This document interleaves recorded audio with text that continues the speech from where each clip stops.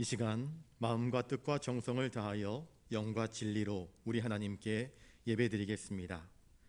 너희 권능 있는 자들아, 영광과 능력을 여호와께 돌리고 돌릴지어다. 여호와께 그의 이름에 합당한 영광을 돌리며 거룩한 옷을 입고 여호와께 경배할지어다. 여호와께서 자기 백성에게 힘을 주심이요 여호와께서 자기 백성에게 평강의 복을 주시리로다. 아멘. 창조주 하나님, 지난 한 주간도 변함없는 사랑으로 우리를 돌보아 주신 은혜에 감사를 드립니다. 거룩한 주일을 맞이하여 하나님께 택함을 받은 백성들이 이렇게 하나님께 예배하기 위하여 주님의 전으로 나왔습니다. 주님께서 친히 이곳에 임재하셔서 저희가 드리는 이 예배를 주관하여 주시옵소서. 저희가 부르는 찬송이 오직 하나님만을 영화롭게 하며 저희가 드리는 기도가 하늘 보좌의 거룩한 향기로 상달되게 하시고 저희의 마음과 정성을 담아 드리는 예물이 온전한 번제처럼 하나님이 기뻐하실 향기로운 제물이 되게 하여 주시옵소서. 예배의 시종을 주님께 의탁하오며 존귀하신 예수님의 이름으로 기원하옵나이다. 아멘.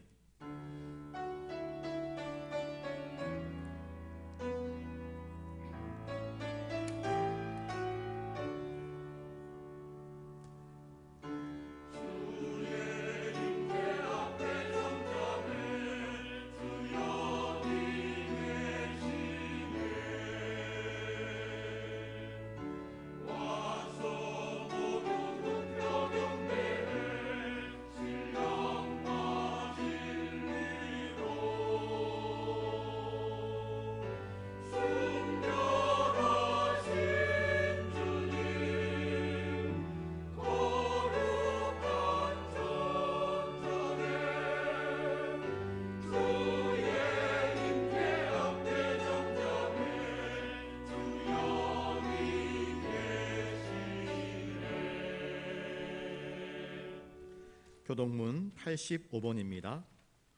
사랑하는 자들아, 우리가 서로 사랑하자. 사랑은 하나님께 속한 것이니 사랑하지 아니하는 자는 하나님을 알지 못하나니 하나님의 사랑이 우리에게 이렇게 나타난 바 되었으니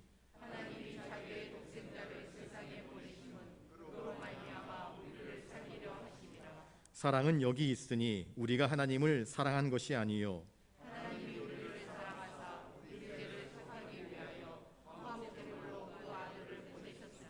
사랑하는 자들아, 하나님이 이같이 우리를 사랑하셨은즉 어느 때나 하나님을 본 사람이 없으되 만일 우리가 서로 사랑하면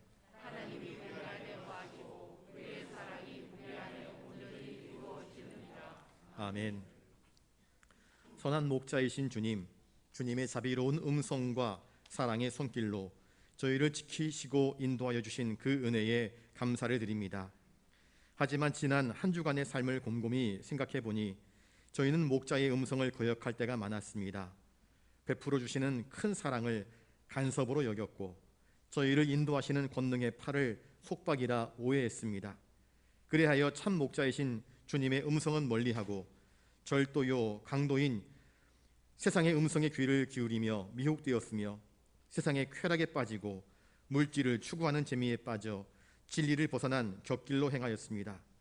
그렇게 세상을 헤매며 마음대로 다니다가 몸과 마음이 병들고 지쳐 상한 몸과 마음이 되어서야 이 모든 것이 하나님을 떠나 살았던 완고한 마음과 어리석은 선택의 결과임을 깨닫고 이 시간 주님 앞에 엎드려 우리의 죄를 고백합니다.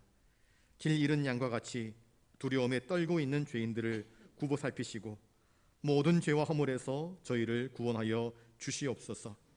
잃은 양을 찾으시며 죄인들이 회개하여 돌아오기를 기다리시는 우리의 유일한 중보자이신 존귀하신 예수님의 이름으로 이 고백의 기도를 드리옵나이다. 아멘. 이제 하나님 앞에서 우리의 모든 죄를 낱낱이 고백하며 참회하는 기도를 계속 드리겠습니다.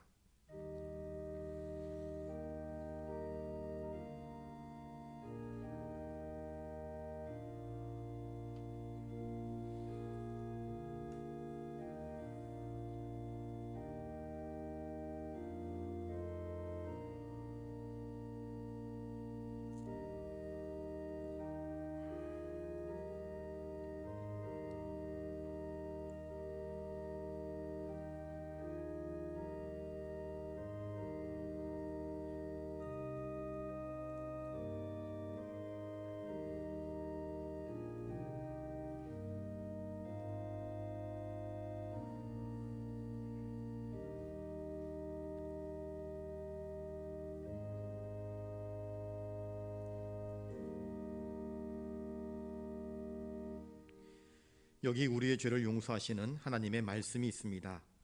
여호와는 긍휼이 많으시고 은혜로우시며 노하기를 더디하시고 인자하심이 풍부하시도다. 자주 경책하지 아니하시며 노를 영원히 품지 아니하시리로다. 아멘. 이제 사도신경으로 우리의 신앙을 고백하오니 나는 전능하신 아버지 하나님 천지의 창조주를 믿습니다. 나는 그의 유일하신 아들 우리 주 예수 그리스도를 믿습니다.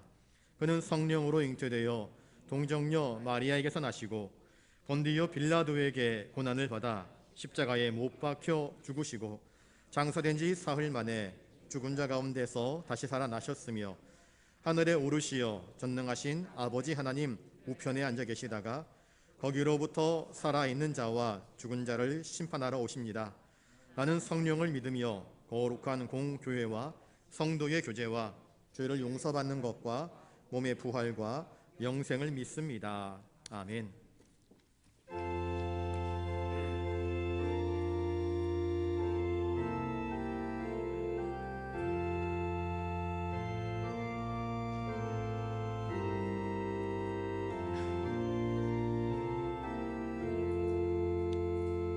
내 눈을 들어 두루 살피니 상하기라.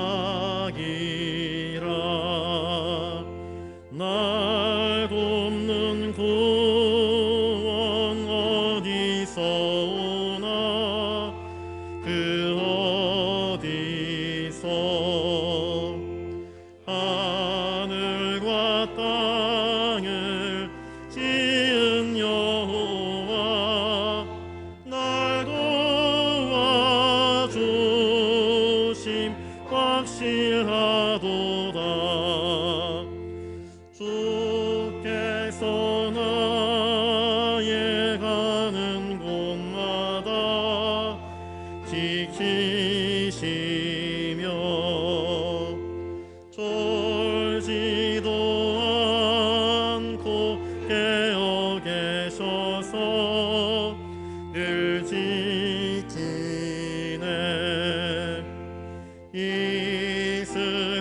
이스라엘을 지키시느니 쉬지도 않고 살펴주시네.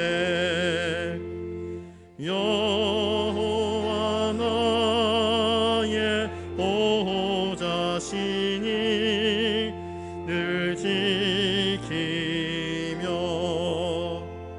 오른팔 들어 보호하시고 그늘 되네. 낮에는 내가 삼지 못하며 또밤에 달이 해치 못하네. 여호와 나의 영혼 지키사 돌보시며 내 모든 죄를 사해 주시고 늘 지키네.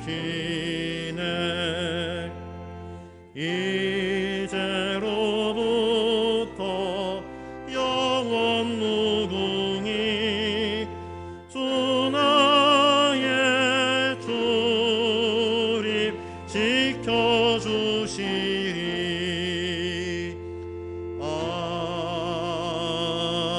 아멘.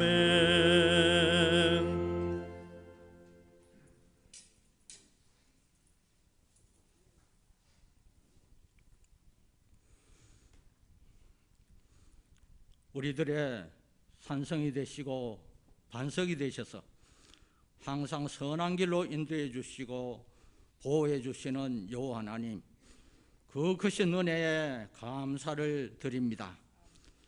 지난 한 주간도 이 공고한 세상, 사건 사고가 많은 이 세상 가운데서도 하나님의 보호하심으로 지나게 하시고 오늘 허락하신 주일날 주님 전에 나와 귀한 제단 쌓게 하시니 감사합니다. 이 예배를 통해서 주님 영광 받으시고 우리들은 구원의 확신과 새 소망의 기쁨을 얻으며 한량없는 은혜의 강가로 나아가는 한 시간 되게 하여 주시옵소서. 세월은 흘러서 올해도 얼마 남지 않은 11월 두 번째 주일을 맞았습니다. 지나간 날을 돌이켜보건대 코로나 가운데서도 하나님의 은혜로 지내왔음을 생각하며 감사드립니다. 그러나 한편 돌이켜보면 하나님께서는 우리들에게 귀한 은혜를 베풀어 주셨지만 우리들은 하나님 말씀대로 살지 못하고 하나님 영광을 가리운 일이 얼마나 많았는지 자복하지 않을 수 없습니다. 범사에 감사하라 하셨지만 모든 일에 감사하지 못하고 선별적으로 감사해온 우리들임을 생각합니다. 여호와는 나의 목자시니 내가 부족함이 없으리로다 하면서도 실제로는 부족함을 토로하며 살아왔던 우리들임을 고백합니다.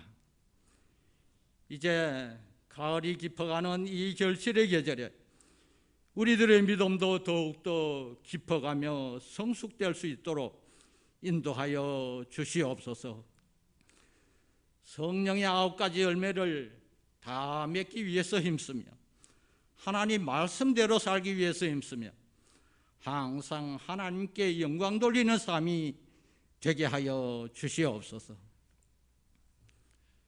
교회를 세우시고 교회를 통해서 역사하시는 여호와 하나님, 교회 창립 71년이 지난 우리 교회가 항상 교회의 사명을 잘 감당하며 하나님께 영광 돌리는 주의 제단 되기를 원합니다. 성령 충만, 은혜의 충만함으로 주님 앞으로 나아가며 이 지역의 구원의 방주로서의 사역도 잘 감당하는 우리 교회가 되게 하여 주시옵소서.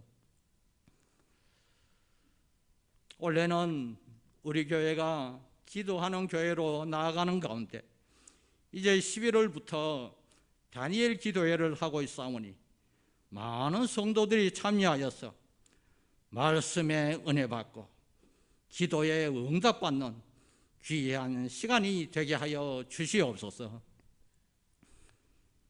이제 연말이 다가오면서 교회적으로 특별한 절기와 예배들이 있습니다.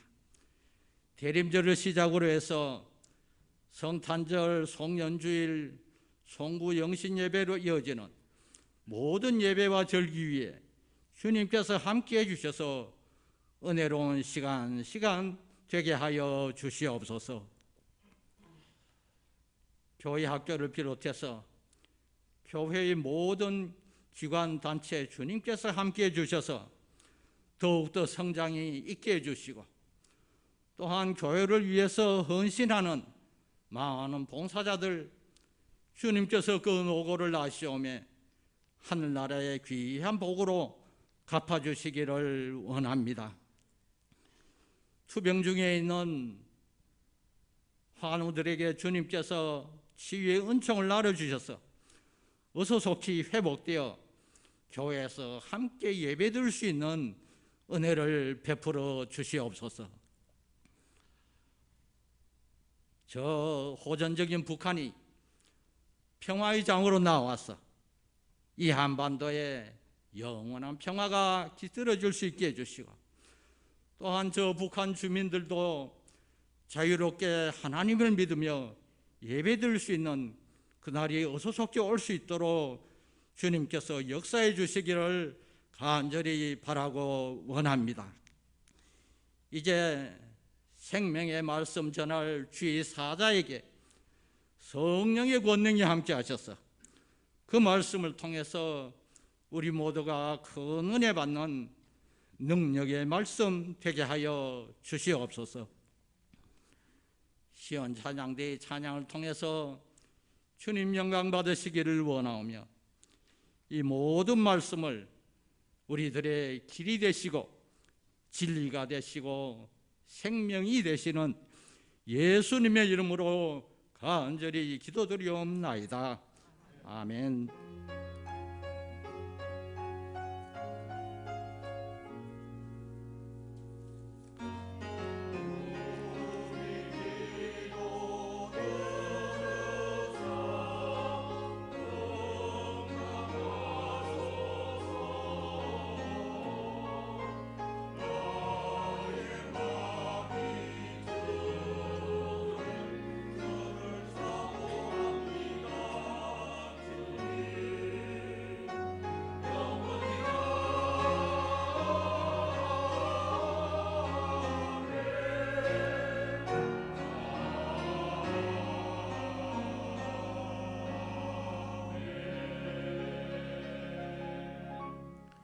이 시간 하나님께서 우리에게 주시는 말씀은 신약 성경 골로새서 3장 12절부터 14절까지 말씀입니다.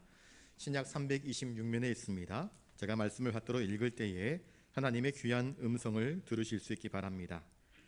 그러므로 너희는 하나님이 택하사 거룩하고 사랑받는 자처럼 긍휼과 자비와 겸손과 온유와 오래 참음을 옷 입고 누가 누구에게 불만이 있거든 서로 용납하여 피차 용서하되 주께서 너희를 용서하신 것 같이 너희도 그리하고 이 모든 것 위에 사랑을 더하라. 이는 온전하게 매는 띠니라. 아멘.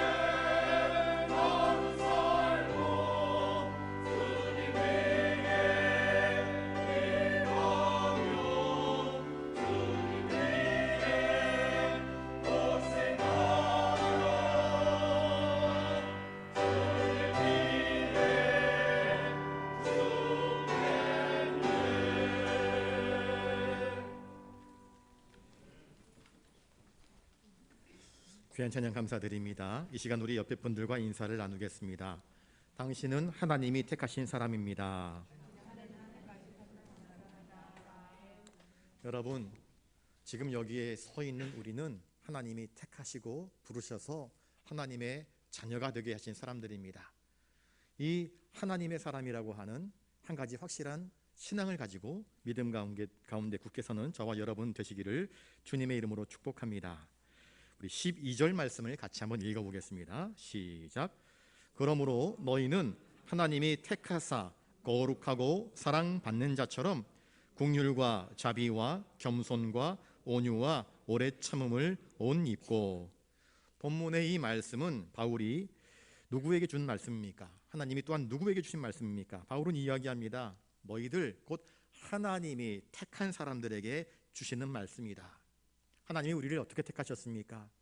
그리스도의 보혈로 정결하게 하셔서 그리스도를 나의 주로 영접하게 하셔서 주님을 따르는 믿음의 제자들이 되게 하신 것 아니겠습니까? 주님을 믿고 고백하는 자들에게 성령으로 기름 부으셔서 성결하게 하시고 거룩하게 구별된 인생을 살게 하셨습니다. 우리는 하나님의 아들 예수 그리스도의 피값으로 산 주님의 백성들입니다. 과거 이스라엘 백성들은 하나님이 택하신 백성, 택한 민족이라고 하는 특별한 호칭을 가졌습니다. 이스라엘의 장자는 내 것이다. 이스라엘은 내 것이다. 이스라엘은 내 장자다. 하나님이 그렇게 말씀하셨지요. 그런데 이제 예수 그리스도를 믿는 사람들에게 하나님 말씀하십니다. 너희가 내 것이다. 너희는 나의 택함 받은 거룩하고 사랑받는 자들이다. 그렇게 말씀하십니다. 하나님이 우리를 택하여 부르신 목적은 무엇인가? 단지 구원하는 것이 아닙니다. 우리로 하여금 하나님의 거룩한 성품, 거룩함으로, 온전함으로, 빛됨으로 나아가도록 우리를 부르셨습니다. 그리고 그 하나님의 구원의 영광을 찬송하며 하나님께 합당한 영광을 돌리기 위하여서 우리를 택하시고 부른 것 아니겠습니까? 그 하나님이 택하사 거룩하고 사랑받는 사람들이 입어야 할 옷이 무엇인가? 오늘 본문에 무엇이라 이야기하고 있습니까? 긍휼과 자비와 겸손과 온유와 오래 참음을 옷 입으라 말씀하고 있습니다. 이 옷은 어떤 옷이냐면요, 하나님의 성품의 옷입니다. 아버지의 성품이 긍휼이고 자비입니다. 예수님은 나는 마음이 온유하고 겸손하니 내게서 와서 배우라 그렇게 말씀하셨습니다. 예수님의 마음입니다. 하나님의 성품, 예수님의 마음으로 꾸며진 장식된 그런 옷을 믿음의 사람들아 입으라 그렇게 말씀하고 계십니다. 긍휼의 옷을 입으라 말씀합니다. 긍휼이란 다른 말로 무엇인가? 따뜻한 동정심입니다. 여러분, 사랑하는 연인들끼리는요 따뜻한 눈으로 서로를 바라봅니다. 부모가 자식을 바라볼 때 어떤 눈으로 바라봅니까? 으이그 이 징글징글한 것, 그렇게 바라봅니까? 그렇지 않습니다. 자식이 못나고 부족해도요 부모가 자식을 바라보는 눈은 따뜻한 사랑의 눈입니다. 얼룩이 묻어있고 좀 부족해도 부모는 자식을 따뜻한 사랑의 눈으로 바라봅니다. 하나님이 우리를 바라보시는 눈은 무엇입니까? 징글징글한 눈이 아닙니다. 하나님은 따뜻한 사랑의 눈으로 우리를 바라보십니다. 그랬기에 죄로 말미암아 죽을 수밖에 없는 우리 인생들을 불쌍히 여기셔서 하나님은 당신의 아들을 우리 대신 십자가에 못 박게 하신 것 아니겠습니까? 여전히 따뜻한 시선으로 하나님이 우리를 바라보고 계십니다. 이 따뜻한 긍휼의 옷을 입고 형제를 바라보라 이야기합니다. 형제를 바라볼 때에 따뜻한 긍휼의 눈으로 바라보면 다 이해가 됩니다. 용납이 됩니다. 용서가 될 수 있는 것입니다. 주님으로부터 한량없는 따뜻한 동정, 은혜, 긍휼을 입은 우리는 내 곁에 있는 이웃들의 연약함, 부족함 속에서도 그들을 따뜻한 긍휼의 눈으로 바라볼 수 있어야 합니다. 이것이 주님이 우리에게 옷 입으라 하신 첫 번째 긍휼입니다. 두 번째는 무엇입니까? 자비입니다. 자비는 다른 성경 번역에 보니까는요 친절한 마음이라 그렇게 번역되어 있습니다. 친절한 마음으로 옷 입으라. 친절한 사람은 싫어하는 사람 아무도 없잖아요. 친절하면 손님도 많이 갑니다. 친절하면 사람들이 좋아합니다. 친절하면 관계가 좋아집니다. 그런데 불친절하면 어떻습니까? 관계가 서먹서먹해집니다. 불친절하면 손님도 끊겨버립니다. 불친절하면 아무것도 남지 않습니다. 주님은 우리에게 친절한 옷을 입으라 이야기합니다. 친절은 화목을 도모하는 것입니다. 친절은 불화한 것들을 깨뜨리는 아름다운 사랑이며 녹이는 은혜입니다. 친절한 마음으로 옷 입으라 말씀합니다. 온유와 겸손으로 옷 입으라 이야기합니다. 이제부터 저 사람을 잘 섬겨야지 마음에 다짐을 하는 것, 이게 겸손이 아닙니다. 겸손은 무엇인가? 행위로 이어질 때 겸손이 되는 것입니다. 주님은 제자들의 발 앞에 엎드리지 않습니까? 이게 진짜 겸손입니다. 부모는 자식의 발 앞에 엎드리지 않습니까? 자식의 흉허물들을 다 감싸 안고 그걸 닦아주지 않습니까? 이게 겸손입니다. 겸손은 행위로 이어지는 것입니다. 그 겸손에는 깊은 사랑이 있습니다. 진득한 사랑이 있는 것입니다. 온유란 무엇입니까? 예수님의 마음입니다. 불같이 화낼 만한데 감정이 불쑥불쑥 치밀어 올라 함부로 말하고 싶은데 온유한 마음은 그렇지 않습니다. 저희가 왜 저런 말을 할까? 오늘 아침에 무슨 안 좋은 일이 있었는가? 상처받은 일이 있었는가? 무슨 상한 일들이 있는가? 그걸 헤아리는 것입니다. 차분하게 그 사람의 아픔을 보는 마음이 온유한 마음입니다. 자식이 학교 갔다 왔는데 문을 꽝 닫아버리면서 방으로 들어가 버립니다. 그럴 때 우리는 어떻게 반응을 합니까? 저놈 봐라 저거 건방지게 버릇없이 인사도 안 하고, 그렇게 해석할 수도 있지만 뭔 일 있나? 우리 아들이 우리 딸이 오늘 학교에서 무슨 일이 있었는가? 혹시 왕따를 당한 것은 아닌가? 선생님한테 꾸중을 들었는가? 뭔가 불편한 일이 있는가? 헤아리는 마음, 이게 온유한 마음입니다. 주님은 저희들을 바라볼 때에 이놈의 자식 하면서 너는 이런 죄를 지었고 너는 저런 죄를 지었고 너는 세리이며 너는 창기이며 그들의 흉허물을 따져 물으려고 바라보지 않습니다. 그 흉허물 때문에 아파하며 회개해야 되는데 회개할 줄 몰라 그 영혼이 썩어가는 그들을 바라보면서 온유한 마음으로 그들을 바라보지 않습니까? 이 온유한 마음으로 옷 입으라 이야기합니다. 오래 참음으로 옷 입으라 이야기합니다. 오래 참는 것은 무엇입니까? 우리는 짧은 고난은 참아낼 수 있습니다. 아이고 빨리 지나갔으면 좋겠다, 견디고 말지 뭐, 그렇게 누구나 반응할 수 있습니다. 그런데 오래된 고난을 견디어낼 수 있는 사람은 많지 않습니다. 자, 하나님께서 우리에 대해서 얼마나 오래 참으셨습니까? 이스라엘의 역사를 가만히 보십시오. 출애굽의 역사를 가만히 보십시오. 하나님이 이 백성들에 대해서 얼마나 오래 참으셨습니까? 하나님이 얼마나 많이 선지자를 보내시고 사건과 사고를 통하여서 또한 기적을 통하여서 말씀하십니까? 그런데 도무지 듣지 않잖아요. 그런데 하나님은 또 참으십니다. 약속하신 대로 메시아를 보내셔서 이 백성들이 돌아오도록 말씀하시면서 참으시고 또 참으시고 참으셨던 하나님 아니십니까? 우리가 돌이켜 회개하도록 구원 얻도록 오래 참으신 하나님이십니다.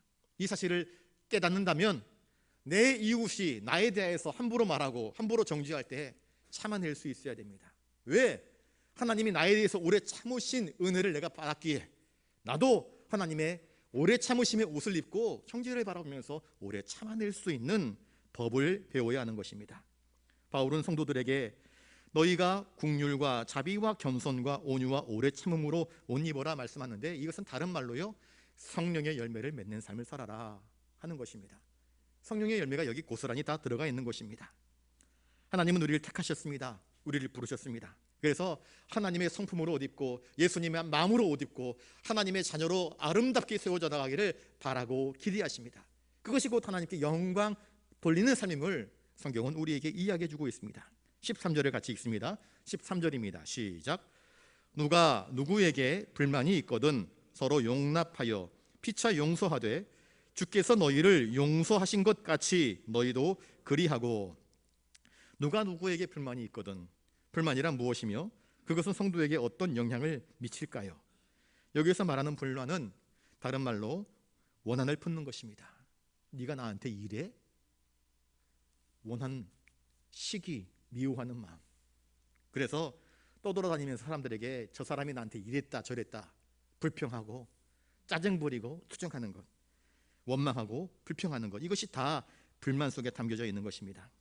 사실 우리가 인간관계 속에서 믿었던 사람이 나의 등지를 치면, 배신하면 얼마나 속이 쓰립니까? 그래서 그 사람을 바라볼 때 고운 시선으로 바라보지 못하고 불만을 토로합니다. 네가 어떻게 나한테 그럴 수 있느냐? 원망하고 불평하고 욕하고 저주하고 힘이 있다고 한다면 그를 때려 부수고 싶지 않습니까? 누구나 그렇게 할 수 있습니다. 누구나 불만을 표현해낼 수 있습니다. 그런데 주님은 우리에게 너희들 불만이 있어도 불만을 쏟아내지 말아라 그렇게 말씀하십니다. 이것은 아무나 할 수 있는 것 아니지 않습니까? 왜 원망하는 마음, 불평하는 마음, 분노를 쏟아내는 일들을 하지 말라 그렇게 이야기합니까? 그런 원망하는 인생은 하나님께 바르게 예배를 드릴 수 없기 때문입니다. 하나님과의 관계에서 불편한 마음이 있어서 누가 몹시 믿습니다. 교회 나갔는데 그 뒷모습만 바라보아도 속에서 부글부글 끓어오릅니다. 바른 예배 드릴 수 있을까요? 바른 예배 못 드립니다. 부부가 싸움을 합니다. 식사 자리가 아름답습니까? 부부싸움하고 식사를 할 때요, 먹고 싶지 않습니다. 아무리 맛난 거 갖다 주어도, 소고기 만찬을 갖다 주어도 하나도 맛없습니다. 입맛이 뚝 떨어져 버립니다. 왜? 관계가 화목하지 않기 때문입니다. 관계가 화목하면은요, 콩알 한쪽만 있어도 맛있다고 이야기합니다. 자기야 먹어 그럽니다. 성도의 신앙생활에 원망과 불평과 미워하는 마음은 아름답지 못합니다. 특별히 하나님과 관계 속에서 바른 예배를 드리지 못하도록 막는 장애물이 되는 것입니다. 그래서 불평하지 말라, 원망하지 말라, 원한을 품지 말라 하나님 말씀하시는 것입니다. 왜 원망하지 말아야 되는가? 원망하는 마음 가운데는 기쁨이 사라져버립니다. 은혜가 사라져버립니다. 감사가 사라져버립니다. 감사가 사라져버리고 기쁨이 사라져버리고 은혜가 사라져버리면 그 인생은 결코 행복할 수 없습니다. 원망하는 마음 가운데 주님이 계실 수 있습니까? 그 원망이 가득 차서 주님을 몰아내는 것입니다. 성령님의 임재를 몰아내는 것입니다. 그래서 주님은 말씀하십니다. 너희가 주의 전도로 나와서 제단에 예물을 드리기 전에 혹시 형제와 불화한 일이 생각나거든 먼저 그 형제에게 찾아가서 화목하고 난 이후에 예물을 드려라. 제단에 바치라. 그래야 합당한 예배가 되며 합당한 제물이 되는 것이다. 하나님은 가인의 예배를 받지 않습니다. 아벨의 제물을 받습니다. 마음의 기쁨, 감사, 영혼의 충만함으로 하나님을 기쁘시게 하는 그 예물을 받는 것 아니겠습니까? 그러니 너희들 마음 가운데에 원망이 있느냐, 원한이 있느냐, 불평이 있느냐, 투덜거림이 있느냐, 그 문제를 해결하고 나와서 나에게 예배를 드리라 말씀하십니다. 오늘 본문에서 서로에 대한 원망과 불만을 해결하기 위해서 무엇이라 말씀합니까? 서로 용납하고 피차 용서하라 그렇게 말씀합니다. 우리는 용서할 줄 아는 사람이 되어야 합니다. 용서하지 못하는 사람들의 마음에는 무엇이 있습니까? 자기 의가 있습니다. 상대방의 허물, 상대방의 잘못을 바라봅니다. 하나님의 말씀을 율법적으로 해석을 합니다. 복음, 은혜로 해석하지 않습니다. 그래서 이것도 잘못했고 저것도 잘못했고 하면서 상대방을 정죄합니다. 저를 따라서 한번 해볼까요? 남을 용서하지 못하는 사람은 하나님의 용서를 받을 수 없습니다. 이건 제가 하는 말이 아닙니다. 성경이, 우리 주님이 친히 하신 말씀입니다. 그러면 우리는 용서의 기준을 어디에 두어야 할까요? 저를 따라서 한번 해보겠습니다. 우리가 바라보아야 할 용서의 모델은 바로 주님이십니다. 주님께서 우리를 용서하심과 같이 너희도 용서하라 말씀하고 있습니다. 주님이 용서하라 그랬는데 그 말씀을 듣고 내가 순종할까? 순종하지 말까?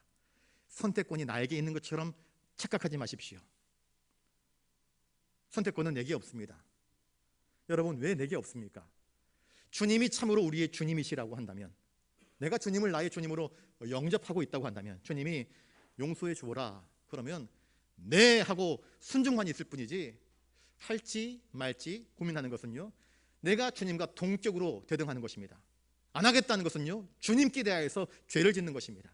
주님의 명령을 거부하는 것이기 때문입니다. 주님께 대하여서 불순종하는 것은 그 안에 더 이상 주님을 나의 주님으로 영접하지 않겠다 하는 것과 똑같은 것입니다. 주님의 명령을 거절할 권리가 성도에게는 있지 않습니다. 성도에게 주어진 것은 무엇입니까? 주님 말씀하지 않습니까? 내가 너희를 오래 참고 용서하지 않았느냐? 그러니 너도 용서해 주어라. 내가 너희에 대해서 얼마나 오래 참았느냐? 내가 너희에 대해서 얼마나 인내하고 기다렸느냐? 그런데 내 이웃의 죄를 용서하지 못하겠다고? 그러지 마라. 네가 나를 따라온다고 한다면 내 길을 걸어라. 용서해 주어라. 그렇게 말씀하십니다. 우리의 용서의 기준은 바로 주님이십니다. 주님은 자기 백성을 사랑하셔서 하늘 보좌를 버리시고 이 땅 가운데 내려오셨잖아요. 아무도 영접하지 않지만 주님은 백성들을 위하여서 희생하지 않습니까? 거룩한 자기 몸을 내어주시지 않습니까? 자기를 오해하고 핍박하고 무시하고 조롱하는 그들을 위해서 십자가의 길을 터벅터벅 걸어가지 않습니까? 등 뒤에서 침을 뱉습니다. 등 뒤에서 작은 돌을 던지면서 네가 메시아냐? 네가 예수냐? 네가 우리의 구원자냐? 저주를 퍼붓지만 주님은 고개를 들려 이것들 그러면서 도끼눈을 뜨고 짜릿짜릿 쳐다보지 않았습니다. 주님은 묵묵히 십자가 위를 걸어가십니다. 주님의 용서하심의 절정은 어디에 있는가? 십자가 위에 매달려 있었습니다. 못 박혀 있었습니다. 사람들이 야, 네가 메시아가 맞느냐? 깔깔깔거리면서 내려와봐, 내려와봐. 그러면 우리가 믿겠다. 그러며 예수님을 저주했습니다. 조롱했습니다. 조금 전까지 다윗의 자손 메시아 그러면서 찬양했던 그들이 십자가에 못 박으라, 못 박으라 그러면서 주님을 핍박했습니다. 그런데 그 주님께서 십자가 위에서 무엇이라 말씀하십니까? 아버지여, 저들을 사하여 주시옵소서. 저들을 용서해 달라고 기도합니다. 그리고 저 사람들은 자기들이 하는 것을 알지 못합니다. 그들의 무지, 그들의 어리석음, 그들의 죄의 저주들, 그것들을 다 끌어안으시고 그 죄를 대속하시기 위해서 십자가 위에서 마침내 숨을 거두시지 않습니까? 주님은 원수를 사랑하라 말씀하셨고요, 말로만 사랑하신 것이 아니라 실제로 그 모든 원수들의 원한과 저주와 적의와 분노와 불평과 원망들을 끌어안으시고 십자가 위에서 죽으셨습니다. 그러니 우리가 바라보아야 할 용서의 기준은 무엇인가? 바로 예수님이십니다. 용서할 수 없는 사람이 생각나십니까? 예수님 바라보십시오. 예수님이 나를 어떻게 용서해 주셨는가? 예수님이 어떻게 용납하여 주셨는가? 우리의 기준, 우리의 본보기가 바로 예수님이십니다. 어떤 사람은 용서한다 이야기합니다. 힘이 없어서 용서합니다. 매를 맞는데 억울하게 고통당했는데 힘이 없고 빽이 없고 권세가 없으니까 알았어, 용서해 줄게 이야기합니다. 그런데 힘이 생기면, 권력이 생기면, 빽이 생기면 두고 보자, 내가 갚아버리겠다, 이건 용서 아닙니다. 그건 어리석은 굴종일 뿐입니다. 나중에 힘이 생기면 꼭 갚겠다, 두고 보자, 용서 결코 아닙니다. 주님을 보십시오. 주님은 하나님의 아들이십니다. 말씀하여서 물이 변화해서 포도주가 되게 하시는 분 아니십니까? 죽은 나사로를 살리시는 분 아니십니까? 오병이어의 기적을 일으키시는 분 아니겠습니까? 주님 말씀 한마디면 하늘의 천군 천사들이 내려와서 십자가를 둘러싼 모든 악한 적병들을 물리치실 수 있었을 것입니다. 당장 못 박아 놓은 것들 다 뽑아버리시고 그 모든 상처들이 아물고 자신을 핍박하고 조롱하는 그 저주받은 백성들을 능히 멸하실 수 있었을 것입니다. 그런데 주님은 그렇게 하지 않습니다. 권세가 있으심에도, 하나님의 아들이심에도 주님은 오히려 그들을 끌어안으시고 십자가를 지셨습니다.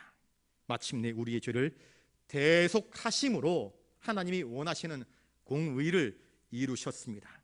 이것은 무엇입니까? 그만큼 예수님은 우리를 사랑하신 것입니다. 어느 날 베드로가 주님께 찾아와서 묻습니다. 예수님, 내 형제가 내게 잘못을 하면 몇 번 용서해 주면 좋을까요? 어깨에 힘 빡 주면서 7번 정도 용서해 주면 되겠죠? 주님 말씀하십니다. 아니, 7번씩 70번이라도 용서해 주어라.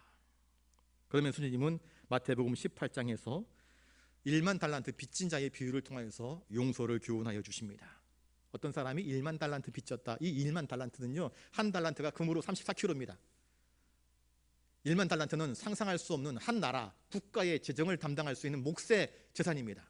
한 나라, 우리나라의 국가 1년 예산이라고 칩시다. 한 개인이 우리나라 국가의 1년 예산을 손실했습니다.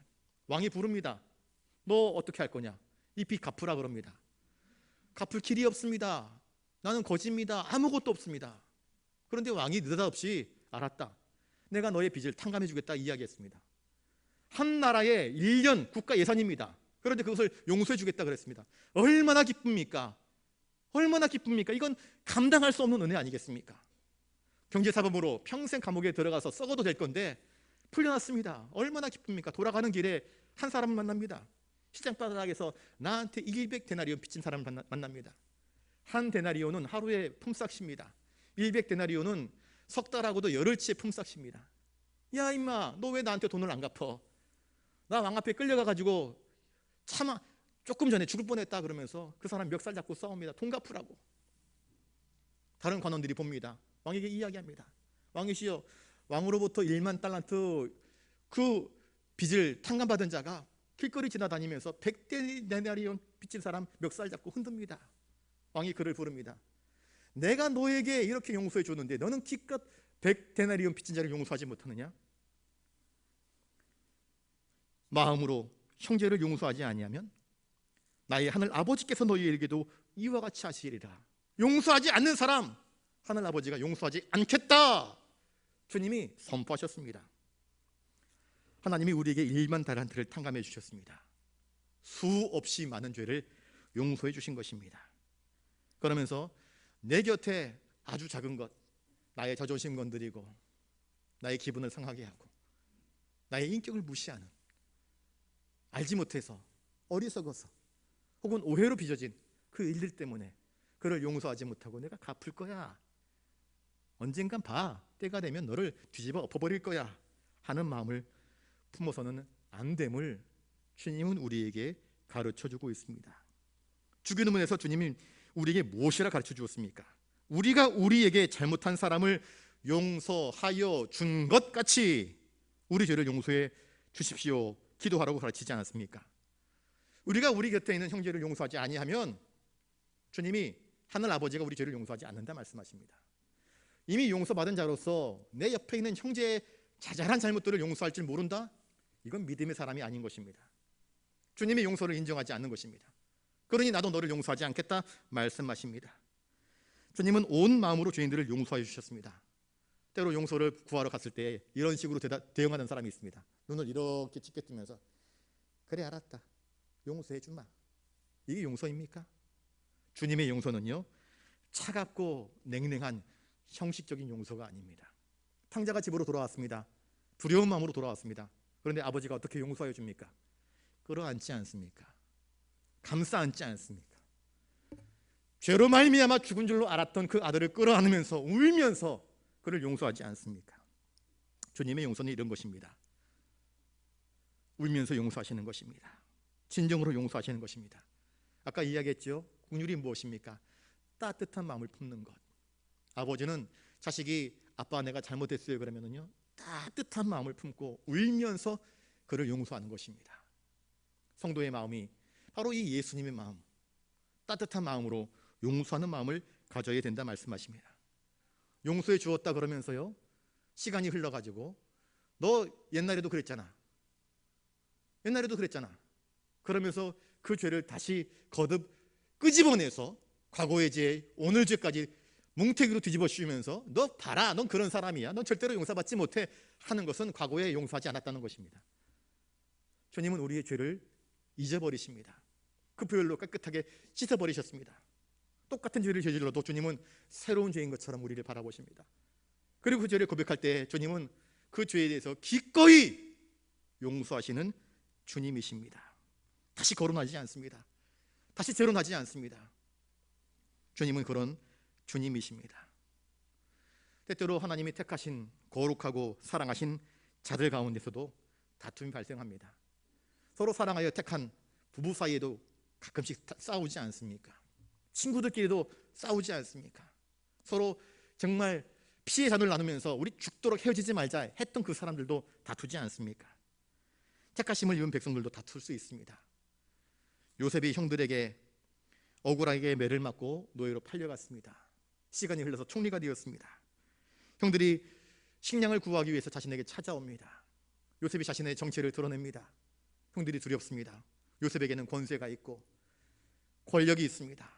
그는 높은 자입니다. 얼마든지 군사를 불릴 수 있습니다.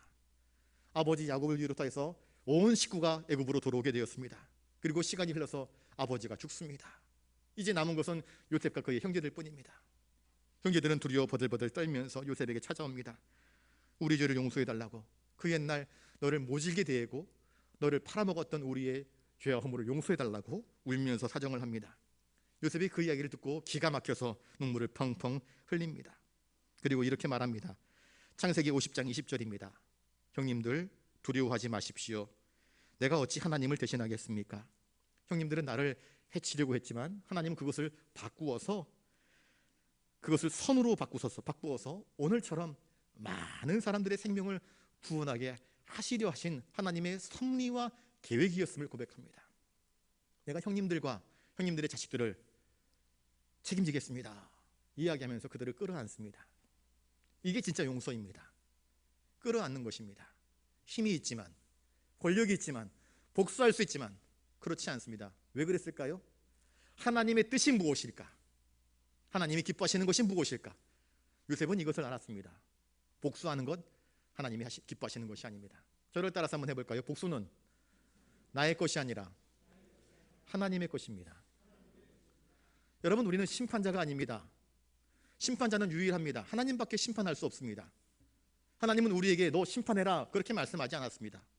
너 복음을 증거해라, 너 용서해라, 너 사랑해라, 너 그리스도로 옷 입어라, 하나님의 마음으로 옷 입어라 말씀하셨습니다. 심판은 내가 할 거야. 심판은 나의 몫이야. 재림주로 오시는 주님만이 우리의 인생을 심판할 수 있습니다. 어느 누구도 심판자가 되어서는 안 됩니다. 우리의 원한의 문제를 내가 갚으려고 하지 마십시오. 우리의 분노의 문제를 내가 갚으려고 하지 마십시오. 하나님께 맡기십시오. 우리가 해야 할 것은 무엇입니까? 예수님의 마음을 품고 주님이 그들을 용서하신 것처럼 어떻게 하면 용서하실 것인가? 용서하지 못하는 부끄러운 나 자신의 모습들을 깨달아 하나님, 용서할 수 있도록 나에게 용서의 마음을 허락해 주세요. 부드러운 마음 되게 해주세요. 친절한 마음 품게 해주세요. 다시 그를 동정심 어린 눈으로 바라볼 수 있도록 나의 시선을 고쳐주세요. 기도하는 것이 바로 우리가 해야 할 목 아니겠습니까? 서로 싸우고 상대방을 향하여서 비난하고 저주하고 욕하는 대신에 참고 용납하는 것이 하나님이 우리에게 기대하시고 바라시는 뜻입니다. 하나님이 그런 우리들을 용서하셨습니다. 그러니 주님은 용서하라 하시는 이 위대한 은혜를 우리에게 선포하고 계십니다. 우리의 기준을 세상의 윤리에 맞추지 마십시오. 주님은 마태복음 5장 46절부터 48절에 너희가 너희를 사랑하는 자를 사랑하면 무슨 상이 있겠느냐? 세리들도 이같이 하지 않느냐? 너희가 너희 형제들끼리만 무난하면 인사하면 남보다 더 나은 것이 무엇이냐? 이방인들도 다 이와 같이 할 줄 안다. 그러나 너희는 하늘에 계신 아버지의 온전하심과 같이 온전한 삶을 살아라. 기준을 세상 기준, 자기 의의 기준에 놓지 말고 주님의 기준에 두어라. 하나님의 말씀을 기준으로 두어라. 용서할 수 없는 사람을 용서하고 사랑할 수 없는 사람을 사랑하는 것, 이것은 아무나 할 수 있는 일이 아니라 바로 하나님이 택하신 거룩하고 사랑받는 자들이 행할 수 있는 길이다. 우리에게 말씀하십니다. 주께서 너희를 용서하신 것 같이 용서하라 말씀하십니다. 흉내내라. 누구를? 예수님을 흉내내라. 어떻게 흉내낼까? 대충 따라가는 것이 아니라 한 발자국 한 발자국 의미를 곱씹으면서 주님은 이 사람을 용서할 때 얼마나 힘드셨을까? 우리가 용서하는 거 힘들잖아요. 그런데 그 십자가 위에서 주님은 어떻게 용서하셨을까? 그 주님의 마음을 배우면서 용서를 배우는 것입니다. 사랑을 배우는 것입니다. 그리고 하나님이 기뻐하시는 뜻들을 행하는 것 아니겠습니까? 우리는 교회에서 서로 관용해야 됩니다. 용서해야 됩니다. 우리는 모난 돌들입니다. 그래서 서로 부딪힐 때마다 상하고 깨지고 부서집니다. 그런데 자꾸 부딪히다 보면은요, 그 모난 돌들이요 동글동글한 죄악돌 됩니다. 우리 인생의 과정 속에서 하나님은 부딪히게 하십니다. 그런데 그 부딪힘은 무엇인가? 우리의 모난 부분들을 깎고 다듬으시는 하나님의 섭리의 손길이라는 것을 여러분 인정하실 수 있기를 바랍니다. 그리고 나의 모난 부분들이 발견될 때마다 하나님 다듬어 주세요.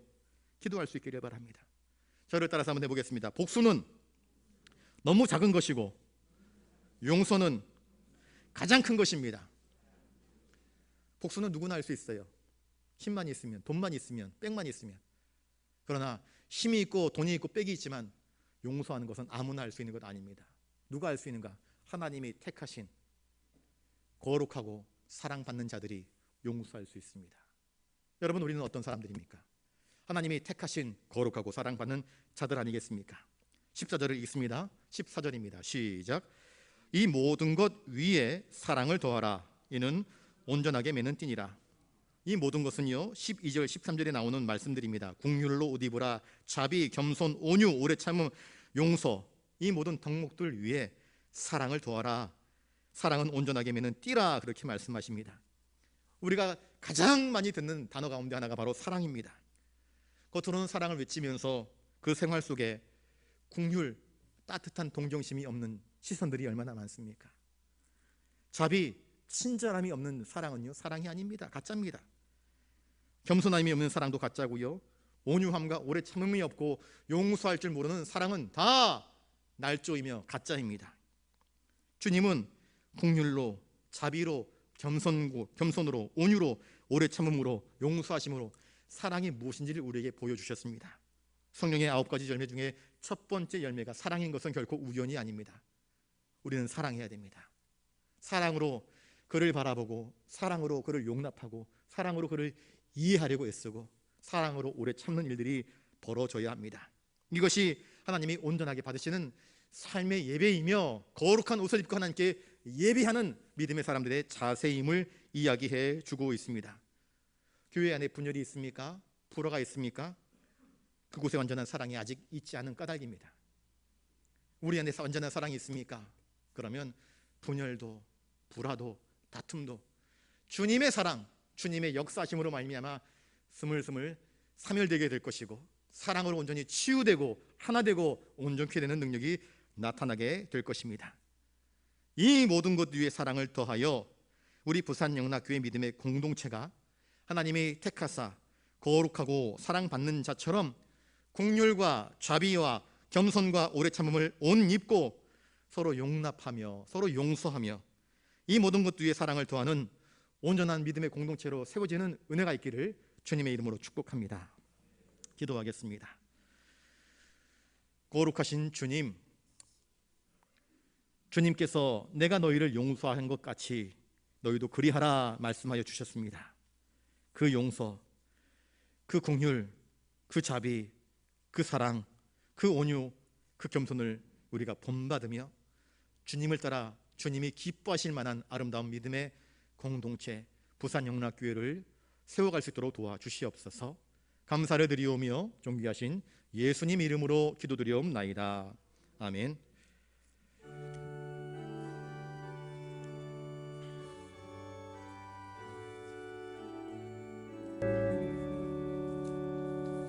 내게 있는 모든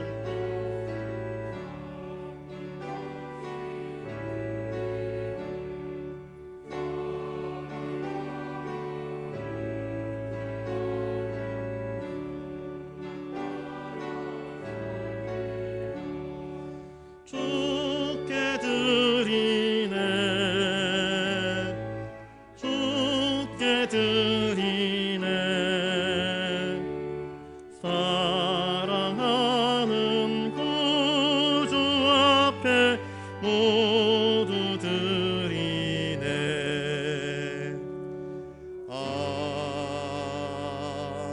아멘.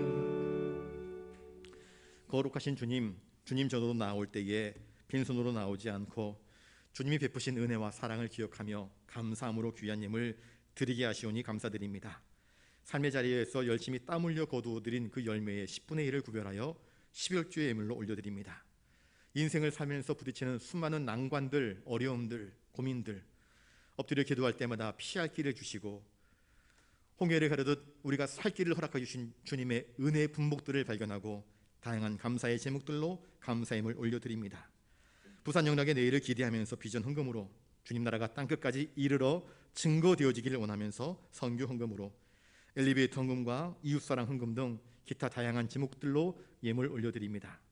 드린 손길들 한 사람 한 사람 그 중심과 형편을 살펴주셔서 더욱 주님을 닮은 사랑 많은 삶으로 거룩한 삶으로 온전한 삶으로 주님 붙잡으시고 복의 복 형통케 하시는 은혜를 더하여 주시옵소서. 이 모든 것 통하여 주님 홀로 영광받아 주시옵소서. 감사와 찬송과 영광을 돌리오며 존귀하신 예수님 이름으로 기도드리옵나이다. 아멘.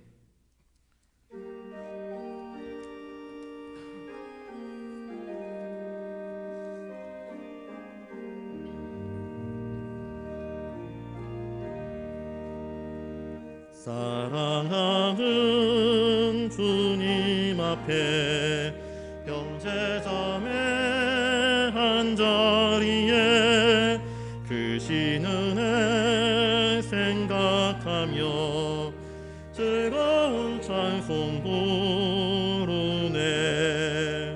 내 주 예수 본을 받아 모든 사람 내 몸같이 환난 근심 위로하고 진심으로 사랑하세. 사랑하는 주님 앞에 온갖 충성 다 바쳐서 괴로우나 즐거우나 주님만 힘써 섬기네. 우리 주님 거룩한 손 제자들의 발을 씻어 남 섬기는 종의 도를 몸소 행해 보이셨네. 사랑하는 주님 예수 같은 주로 섬기나니 한 피바다 한 몸 이룬 형제여 친구들이여 한 몸같이 친밀하고 마음으로 하나 되어 우리 주님 크신 뜻을 지성으로